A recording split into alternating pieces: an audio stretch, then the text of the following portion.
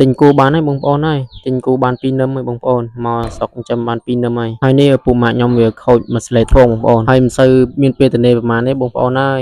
ណាមួយរវល់កិនស្រូវផងហើយឆ្លៀតពេលទំនេរទៅបោចលឹកចេកហាន់ដើមចេកឲ្យគោអញ្ចឹងណាបងប្អូនអញ្ចឹងទៅមិនសូវមានពេលទំនេរធ្វើវីដេអូប្រហែលទេសូម្បីតែពេលដេកហ្នឹងក៏មិនសូវបានដេកថ្ងៃដែរឥឡូវហើយអានេះខ្ញុំបោចលឹកចេកដែលនៅជិតផ្ទះខ្ញុំហ្នឹងហើយដើមចេកក៏ខ្ញុំបានយកមកប្រហែលយកមកលមកដែរហើយស្លឹកចេកខ្ញុំយកបាន2លមកដែរបងប្អូនប៉ុន្តែខ្ញុំបោចឲ្យគោសិនអញ្ចឹងណាមុនឲ្យវាស៊ីយើងត្រូវបោចសិនដើម្បីឲ្យវាងាយស្រួលនឹងស៊ីអញ្ចឹងប៉ុន្តែគោខ្ញុំអាម្នឹមនេះវាអត់សូវស៊ីហ្មងនេះលឹកចេកព្រោះអាម្នឹមក្រោយនោះគឺថាដាក់អីខ្មត់ហ្មងបងប្អូនប៉ុន្តែឲ្យនិយាយពីតម្លៃគោវិញបងប្អូនគឺថ្លៃមែនប៉ុណ្ណឹងទូចហ្នឹង5លានជាងបងប្អូនជឿអត់ហើយគោធំនោះគឺជាគោពុកខ្ញុំបងប្អូនអរគ្នាគឺពុកខ្ញុំក៏ទិញបានយ៉ាងធូរថ្លៃអញ្ចឹងណាម្នឹមហ្នឹងគាត់បានទិញ5លានជាងតែគោគាត់យ៉ាងធំអញ្ចឹងតម្លៃហ្នឹងប៉ុណ្ណឹងគឺសមរម្យហើយនេះគឺជាគោខ្ញុំម្នឹមទៀតបងប្អូននេះដាក់ឃ្លុំឡើយទៀតអត់ទាន់ចាក់កន្លោះទេគោទាំង4ហ្នឹងគឺអត់ទាន់មានគោណាមួយដាក់កន្លោះទេសិននៅកូនគោនេះបងប្អូនហើយមួយថ្ងៃនេះគឺម៉ាស៊ីនខូចបងប្អូនណាដែលចាំម៉ាស៊ីននេះគឺម៉ាស៊ីនចាស់អញ្ចឹងហើយបងប្អូនហើយតិចខូចហើយខ្ញុំទៅនេក៏បាន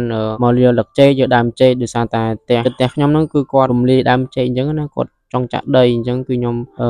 មកកាត់លឹកចេកកាត់ដើមចេកយកមកទុកឲ្យគោស៊ីអញ្ចឹងណាបងប្អូនហើយកាត់លឹកចេកហើយមិនទាន់ស្រួលបួផងមិនទាន់ឲ្យគោស៊ីផងពូម៉ាក់ខ្ញុំគឺខូចកលេថងអីណាក៏មិនភ័ក្រខ្ញុំមកទៀតហៅដឹកលមកដើម្បីយកដិតអីវ៉ាន់ដើម្បីយកទៅដោះដូរអ៊ីដូកញ្ចាប់ដូរអីមិនគេទេបងប្អូនហើយបាទហើយខូចនេះគឺខូចនៅចិត្តខ្លោងទ្វារវត្តបន្ទាយជ័យបងប្អូនទាំងអស់គ្នានេះសំណាងនេះចេះលន់ភឹសហើយពូម៉ាក់ខ្ញុំវាឃើញឯកញ្ចាប់បែកដល់ទាំងស្គរទៀតទាំងអស់គ្នាគុំអីហ្នឹងដឹងដរធាននៅលើផ្លូវថ្នល់ជាតិផងតើ